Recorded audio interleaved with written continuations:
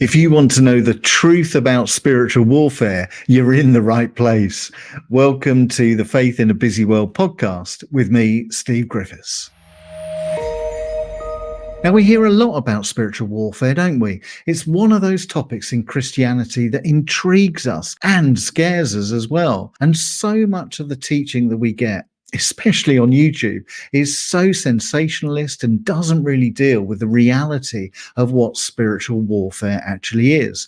Well, I want to go beyond that today by going deep into Revelation chapter 12, which is a key text for understanding what spiritual warfare actually is.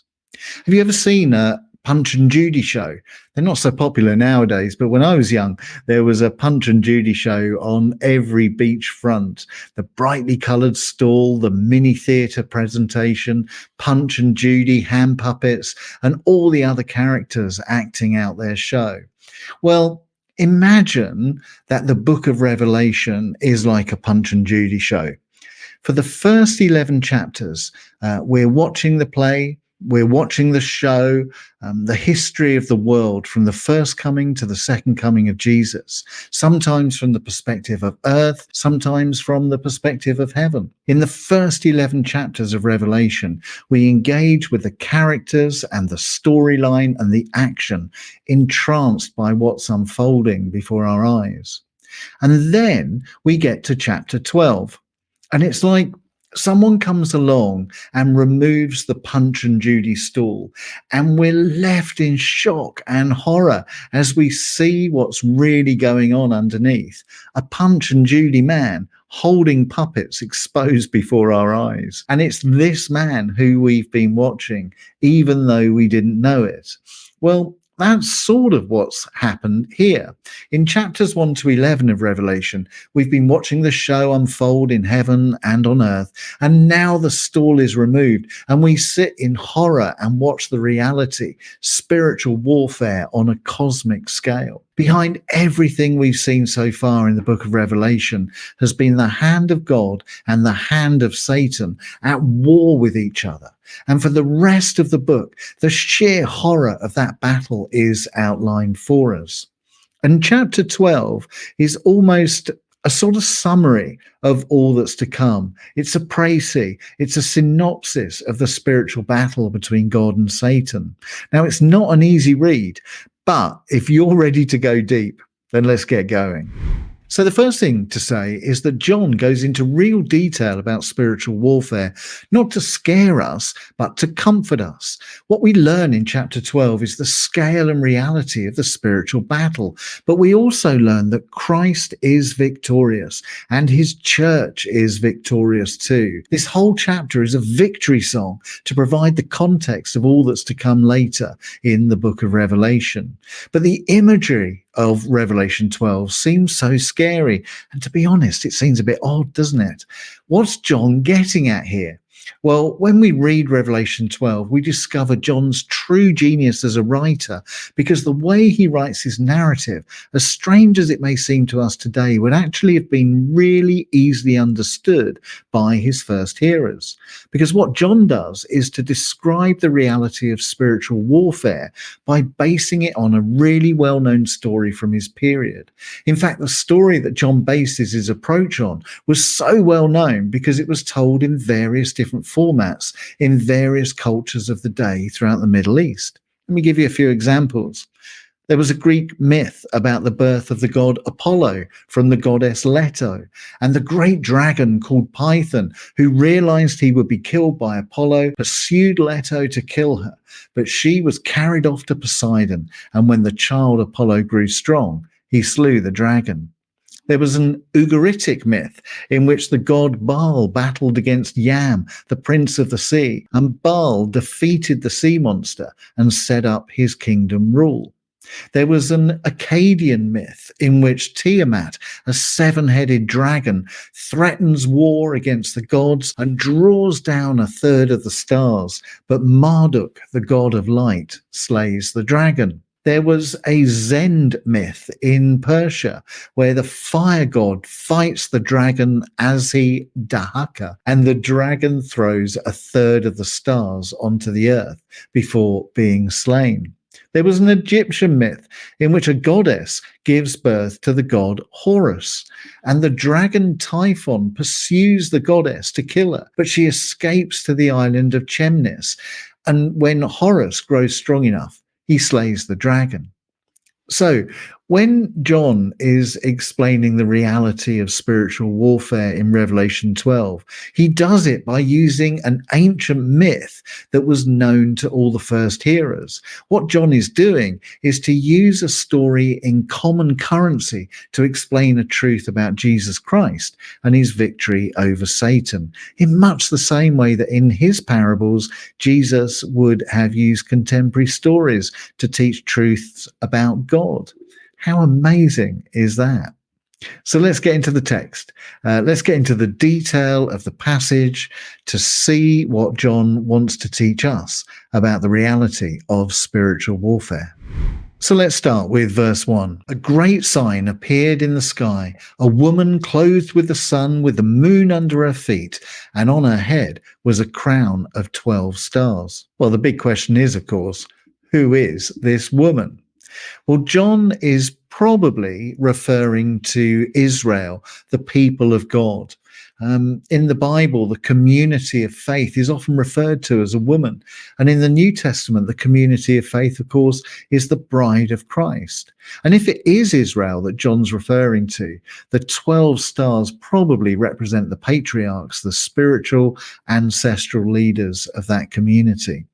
And then in verse 2, John says this: she was pregnant and crying out in birth pangs, in the agony of giving birth. So on a few occasions in the Old Testament, Israel was compared to a woman giving birth. Isaiah 26 verse 17 to 18 is a good example of that. As a woman with child and about to give birth writhes and cries out in her pain, so were we in your presence, O Lord. We were with child and we writhed in pain, but we gave birth to wind. We have not brought salvation to the earth. We have not given birth to people of the world. So the old Israel could not give birth to salvation, but the new Israel, the church, can give birth to salvation because Christ is born in us. There was a great Christian mystic called Meister Eckhart, and he wrote this: God is born in us when the mind is stilled and senses trouble you no longer. All things become simply God to you, for in all things you notice only God. For John, in this verse in Revelation, the church is in the birth pangs of giving birth to the Messiah into the world. So let's move on to verse 3. Then another sign appeared in the sky, a great red dragon with 7 heads and 10 horns and 7 diadems on his head. Now, this is a description of Tiamat from the Akkadian myth, who's the great enemy of heaven. And so for John, this red dragon represents all that is antichrist on earth, standing in defiance against God. Now, it's not really clear why there are 7 heads and 10 horns, but we do know that in Revelation, the horn is a symbol of strength. So 10 horns indicates extreme strength, and the evil creatures in mythology often have many heads as an indication that they're very difficult to kill. And that, of course, was the experience of the early church in the face of persecution from the Romans and the Jewish authorities. No sooner had one head been cut off than the persecution broke out elsewhere. And we read that the dragon, representing these persecuting powers, wears 7 crowns on its head. And it's really interesting that 2 different words for crown are used in verses 1 and 3. In verse 1, the church wears a crown, which is the Greek word Stephanos, which is a laurel wreath symbolizing victory at the sporting games. But in verse 3, the dragon wears crowns, which is the Greek word diademata. And in Revelation, this represents political authority. So the dragon is a persecuting political power that believes itself to have ultimate authority over the people of God. But as we're going to see in a moment, that is not the case. And then in verse 4, his tail swept down 1/3 of the stars of heaven and threw them to the earth. Then the dragon stood before the woman who was about to bear a child, so that he might devour her child as soon as it was born. Well, we've already seen that this is deeply rooted in pagan myths, with the idea of a third of the stars being swept to earth being used in other cultures. Now, some people take this verse to mean that Satan was an angel who fell from heaven and took a third of the angels with him.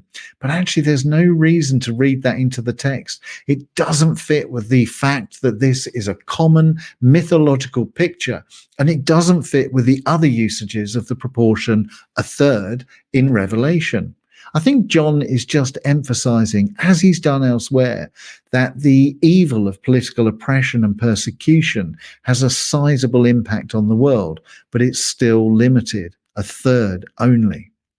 And so the political authorities that oppress stand before the church and seek to devour and destroy the gospel of salvation that is born in us through Jesus Christ. But verse 5, and she gave birth to a son, a male child who is to rule all the nations with a rod of iron. But her child was snatched away and taken to God and to his throne. Now, this is a really interesting verse. Firstly, we're drawn back to Psalm 2, where the coming Messiah is described in this way by God. I shall give you nations as your domain, the earth to its farthest ends as your possession. You will break them with a rod of iron, shatter them like an earthen pot. But secondly, we get this really interesting sentence, but her child was snatched away and taken to God and to his throne. And this leads us to question exactly what the birth process of the child refers to, because it's not historically true that Jesus was born and then immediately ascended to heaven. Now, some people have interpreted the birth of this child as the resurrection, that Jesus died and was metaphorically born again from out of the tomb and ascended into heaven, snatched away and taken to God and to his throne. But I don't think we should read it like that. It seems to me that what John is saying is that the whole Christ event, from birth in Bethlehem to ascension in Jerusalem, is the root of our salvation. It's through the whole life and ministry of Jesus that we are saved. And then in verse 6, and the woman fled into the wilderness where she has a place prepared by God, so that there she can be nourished for 1,260 days. Now, Jewish history is peppered with stories about Israel, the people of God, seeking sanctuary in the wilderness, and whilst there enjoying intimacy with God and his provision for them. And so I think what John is saying is that in these last days, from the ascension to the second coming of Jesus, we are in a sort of wilderness experience with God, but we are enjoying his protection and his provision. We can enjoy an intimate relationship with him. And so with this promise of protection and provision and intimacy for the church, giving comfort and reassurance to the first hearers, John then moves on to verses 7 to 9. And war broke out in heaven. Michael and his angels fought against the dragon. The dragon and his angels fought back, but they were defeated, and there was no longer any place for them in heaven. The great dragon was thrown down, that ancient serpent who is called the devil and Satan, the deceiver of the whole world. He was thrown down to the earth, and his angels were thrown down with him. Okay, so there is a lot of information there. So let's unpack it a bit. Now, this is a very Jewish passage. It doesn't sound very influenced by Christianity at all. In a Christian sense, we would expect Christ to wage war against the devil. But here we find Michael and the angels doing battle instead. And this is an idea we find in a Jewish scripture called the Testament of Daniel, chapter 6, verse 2. Michael is a mediator between God and man, and for the peace of Israel, he shall stand up against the kingdom of the enemy. Daniel also has a similar view of the role of Michael. For example, in chapter 12, verse 1, where he writes, at that time there will appear Michael, the great captain, who stands guarding your fellow countrymen. And so the dragon is thrown out of heaven, and in his defeat, he is named. The dragon is the ancient serpent, bringing to mind that story of Genesis 3, where deceit is performed on the first people of God, Adam and Eve. The dragon is the devil and Satan, the deceiver of the whole world. And it's interesting that the word deceiver is in the Greek present tense, suggesting that it is his habitual role that he's doing over and over and over again. So who is Satan, and what power does he have? Well, the names devil and Satan mean roughly the same thing: adversary. Devil is a Greek word and Satan is a Hebrew word. In the Old Testament, it didn't mean Satan as we mean Satan. It was a word used for human adversaries, not just spiritual ones. For example, in 1 Kings 11:14 and 23, God raises up an adversary against Solomon. David is described by use of that word in 1 Samuel 29 by the Philistines. Even when angels are spoken of as adversaries in the Old Testament, it wasn't necessarily a derogatory idea. For example, in Numbers 22, we read this: God was angry because Balaam was going, and as he came riding on his donkey, accompanied by his 2 servants, the angel of the Lord took his stand in the road to bar his way. And the word used there concerning the angel of the Lord is adversary, or Satan. But as time went by, the word Satan became specifically attached to the spirit that accuses people before God, Satan as we know it today. But it's very difficult, actually, to say that there is one biblical idea about who Satan is. The biblical evidence is not as neat as many preachers make out.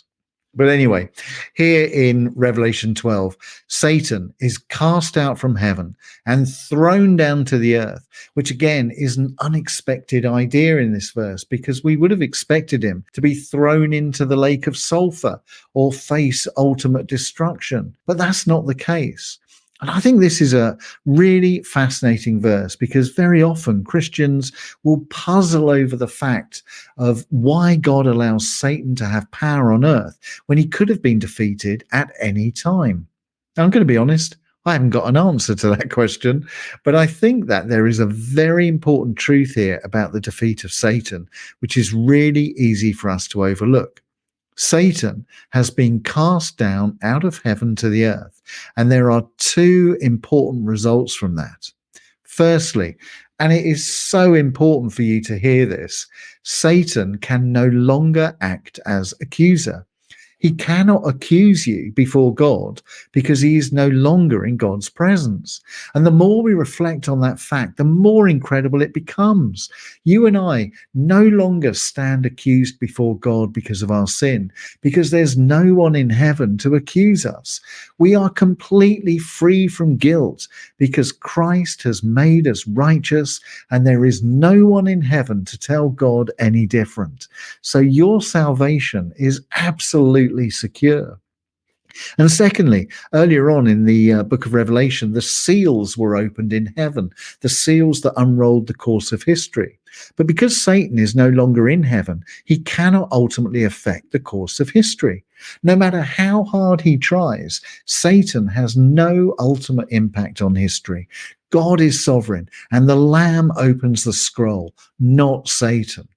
So the fact that Satan has been cast down to the earth shouldn't be a sort of fact of puzzlement for us as to why he's not been defeated. He has been defeated. He cannot accuse, and he cannot control history. And his final defeat will come in a few chapters' time in the book of Revelation. And then in verse 10, then I heard a loud voice from heaven proclaiming. Now, who is this voice? Well, we can't say conclusively, but it would appear that it's the voice of the martyrs, because the verse continues, the accuser of our comrades has been thrown down. And the phrase our comrades suggests that the voice is of human origin, not angelic. Now have come the salvation and the power and the kingdom of our God and the authority of the Messiah. For the accuser of our comrades has been thrown down, who accuses them day and night before our God. And in verse 11, we have the climax of the whole chapter, the most significant statement of all. But they have conquered him by the blood of the Lamb and by the word of their testimony. This is why Satan has been defeated. This is why there is no hope of Satan ever regaining control or victory, because his defeat has come as a result of the blood of the Lamb. And this verse is a brilliant counterpoint to verse 7, because in that earlier verse, it's Michael who fights Satan, but the victory is not won by the angelic host. It is won by the Son of God, who died and was raised and ascended into heaven. And that is why our salvation is secure.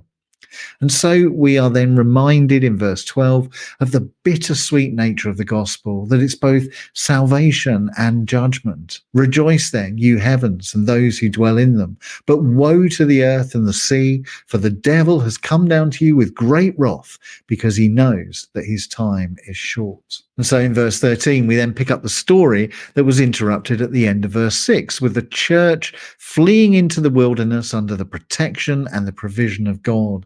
And so the story continues. So when the dragon saw that he'd been thrown down to the earth, he pursued the woman who had given birth to the male child. Now here is the Punch and Judy stall being removed. Up until now, John had presented the notion that it was political authorities and religious institutions that were persecuting the church. But now the hand inside the puppet is revealed. The persecutor of the church is not so much the Romans and the Jews. It's really Satan driving them. Political and religious oppression and persecution is not an act of fallen human beings. It's demonic in character, and it needs to be unmasked as such. But as ever, John has good news and encouragement for all who believe in verse 14. But the woman was given the 2 wings of the great eagle, so that she could fly from the serpent into the wilderness to her place where she's nourished for a time and times and half a time. Well, what is this great eagle? Well, the opinions are divided on that. It may be a reference to the Jewish text called the Assumption of Moses, chapter 10, verse 8, in which an eagle bears Israel to safety in the last days. It may be a reference to another text called the Book of John, in which the eagle is a symbol of the Redeemer. It's Jesus Christ. Whichever one of those is correct, it doesn't really matter, because the idea is pretty much the same for our purposes. And of course, the time period is mentioned again, a time and times and half a time, which is the same as 1,260 days, the metaphorical last days before the second coming, during which the church finds her protection and provision in God. And so then we come to the final part of this story, verses 15 to 17. And from his mouth the serpent poured water like a river after the woman, to sweep her away with a flood. Now this is a really obscure idea. It's not found anywhere else in Scripture. So we don't really know what John means, but there may be a reference to the Red Sea experience, which posed a threat to the people of God in their flight from Egypt. But to be absolutely honest, it's so obscure, we can't be absolutely certain what it means at all. And then verse 16, but the earth came to the help of the woman. It opened its mouth and swallowed the river that the dragon had poured from its mouth. Now again, this is a really obscure idea, but it seems to relate to the fact that is often spoken about in the Psalms, that the earth seeks to worship and praise God in the very core of its being. And so then it's only natural that the earth should come to the rescue of the people of God in the face of satanic activity. And then finally, verse 17, then the dragon was angry with the woman and went off to make war on the rest of her children, those who keep the commandments of God and hold the testimony of Jesus. Satan is at war with all Christians. That is a fact. He has been frustrated by the angels. He has been defeated by the Redeemer. He has lost his place in heaven, and so he vents his rage on us. And that is the way of the world until the second coming and his final vanquishing. So this is a fascinating chapter with so much to teach us about the truth of spiritual warfare. Now, a lot of people find it a scary chapter, but it really isn't. John wrote it to encourage the church, to encourage us. Yes, Satan attacks, Yes, Satan vents his anger at us, but the church is secure in the provision and protection of God.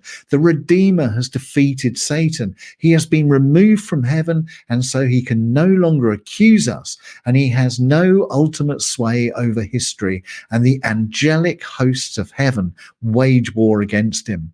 The Punch and Judy stall has been removed, and the evil puppeteer has been revealed. But the children of God have got nothing to fear. And so we are told, rejoice, you heavens, and those who dwell in them. The battle is not over. We're going to see that in a future podcast. But the war has been won. And that is the greatest truth of all. So, thanks for taking the time to be with me today. I really hope you found it useful. If so, please do like the podcast and subscribe to the channel. And I look forward to seeing you again very soon. Bye-bye.